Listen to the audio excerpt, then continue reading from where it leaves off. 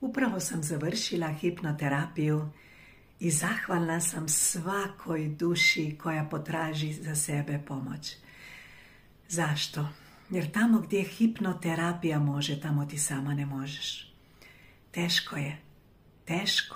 Teško je. Jer moraš u srž problema, moraš u korijen da bi došla do tog rješenja za sebe. A zadnju kap ljubavi koju imate vi dajete sebi.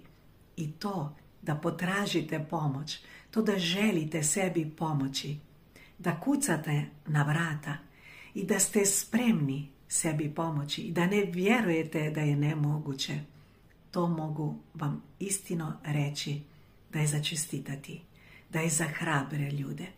Jer vi se niste predali, vi ste sebi dali mogućnost da zaživite, da ponovo počnete živjeti život kako je život i zamišljen, bez te rane, bez straha, bez anksioznosti, bez te manjko ljubavi prema sebi ili vlastite vrijednosti ili bilo koje rane koju vi nosite u sebi.